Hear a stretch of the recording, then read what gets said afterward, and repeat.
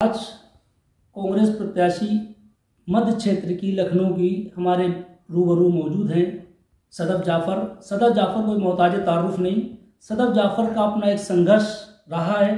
उनके जीवन में एक ऐसा संघर्ष का मोड़ जब आया कि जब उन्होंने एनआरसी सीए को लेकर के इसी लखनऊ के घंटा घर पर धरने और प्रदर्शन में शामिल हुई। और चूंकि वो पहले से बहुत मशहूर थी राजनीति में, कांग्रेस की प्रवक्ता रही हैं, कांग्रेस की वरिष्ठ नेत्री रही हैं, उसके बाद एनआरसी सीए को लेकर के जो उनका रोल रहा है, जिससे उनकी एक पहचान अलग से बनी, एक धार्मिक पहचान, एक राष्ट्रीय पहचान उन्होंने दिलाई एनआरसी सीए को। हालांकि एनआरसी सीए का प्रदर्शन बहुत पहले दिल्ली में शुरू हो चुका था, लेकिन उसके बाद जो सबसे ज़्यादा दिल्ली के बाद मशहूर हुआ शाहीन बाग के बाद, वो लखनऊ का घंटा घर था। वहाँ से अपनी पहचान और नई पारी शुरू करने वाली सदफ जाफर आज कांग्रेस मध्य क्षेत्र लखनऊ से प्रत्याशी हैं। आज हम उनके रूबरू मौजूद हैं। देखिए उनका क्या कुछ कहना है और क्या कुछ करना चाहती हैं अपने क्षेत्र के लिए। हालांकि इस क्षेत्र से अभी समाजवादी पार्टी और भारतीय जनता पार्टी का भी प्रत्याशी भी लगभग तय नहीं हो पाया है, और मुझे लगता है कि सदफ जाफर के नाम के बाद इन बड़ी राष्ट्रीय पार्टी भारतीय जनता पार्टी, जिनका कि यहाँ से विधायक भी है और मंत्री भी है, उसको भी अपना क्षेत्र चेंज करना पड़ रहा है। सुनने में ऐसा आया है कि यहाँ से उप मुख्यमंत्री दिनेश शर्मा का भी नाम चल रहा है। हालांकि अभी असमंजस में है, अभी तय नहीं हो पाया है। बावजूद इसके सदफ जाफर क्षेत्र में निकल पड़ी हैं और आज लखनऊ के मशहूर कैसर बाग के सलेमपुर हाउस में उन्होंने अपने कार्यालय का उद्घाटन भी किया है। आज हम उनसे रूबरू हैं सदफ जाफर के क्या कुछ कहना चाहती हैं और क्या कुछ उनका करने का इरादा है क्षेत्र के लिए। सदफ जाफर जी, देखिए, जिस तरीके से सीएनआरसी का पूरा आंदोलन हुआ और वो मेरा एक चेहरा उभर कर आया सामने, उस पर तो मेरा बस नहीं था कि जो पुलिस ने जुल्म किया, लेकिन उस जुल्म से न डरना शायद यही एक कारण था जिसकी वजह से प्रियंका गांधी जी को लगा कि लड़की है और लड़ सकती है और मजबूती से लड़ा जाएगा। जहाँ तक सवाल है इस जगह के लिए लखनऊ मध्य के हालात को ध्यान में रखते हुए, तो ये वीआईपी कहते हैं कॉन्स्टिट्यूएंसी है, क्योंकि यहाँ पर विधानसभा है, यहाँ पे सारे आवास हैं, मुख्यमंत्री आवास यहीं पे है, गवर्नर हाउस यहीं पर है, सारे मंत्री जजेस सबके घर जो है इसी कॉन्स्टिट्यूएंसी में है।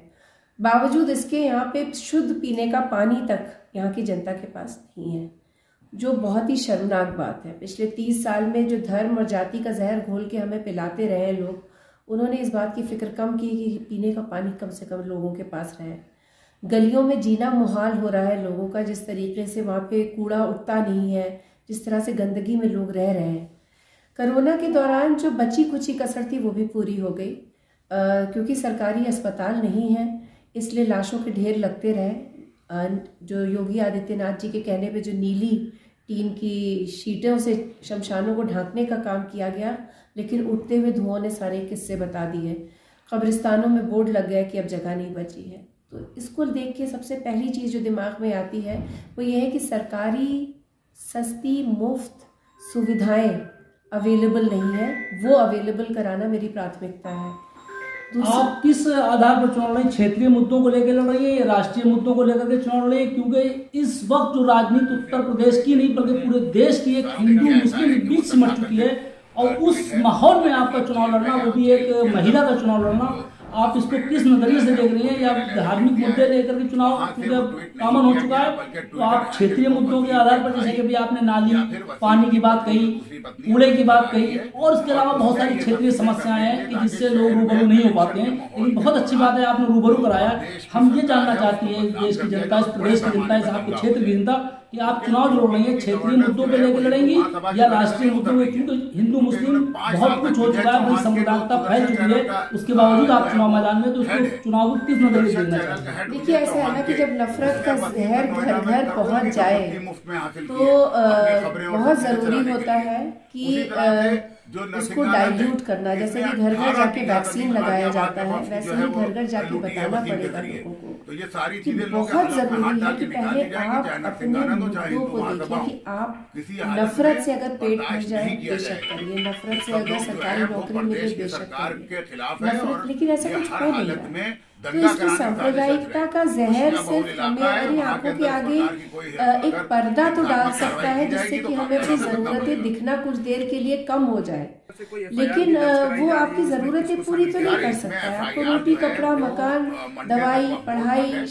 वो भी अच्छी और सस्ती, ये तभी मिल सकती है जब एक मजबूत सरकार है जो धर्म के नाम पे आपको लड़ाई नहीं, जो कहे कि भाई अगर आप ना तो कभी कोई किराया जमा हुआ है, आपको नौकरी चाहिए, आपको नौकरी मिलनी चाहिए, अगर आप महिला है तो आपको सुरक्षित माहौल मिलना चाहिए जहाँ पे आप पढ़ सके, इलाज करा सके, नौकरी कर सके। अपने देश को, अपने आप को सशक्त करेगी औरत तभी तो दूसरे को सशक्त कर सकेगी। बहुत बहुत धन्यवाद। आप थी सदर जाफर, रूबरू थी विटनेस टुडे के, और बहुत अच्छी बात कही उन्होंने कि राष्ट्रीय पार्टी के प्रत्याशी होने के बाद भी उन्होंने क्षेत्रीय मुद्दों को उठाया है, जिसमें इम्पोर्टेंट बात यह, महत्वपूर्ण बात यह है कि उन्होंने पानी को लेकर के, गंदगी को लेकर के जो मुद्दे उठाए हैं। अब देखना यह है कि ये जनता आज सदर जाफर का साथ देती है या फिर सांप्रदायिक तत्वों के बहकावे में आकर के हिंदू मुस्लिम की राजनीति में घिर जाती है, या धार्मिक, जैसा कि उन्होंने कहा कि धार्मिक पर्दे के प्रति तहत थोड़ी देर के लिए आदमी कंफ्यूज तो हो सकता है, बहक हो सकता है, लेकिन वो मूल मुद्दों से भटक जरूर जाता है। आप देखते रहिए विटनेस टुडे। मैं हूं आमिर साबरी।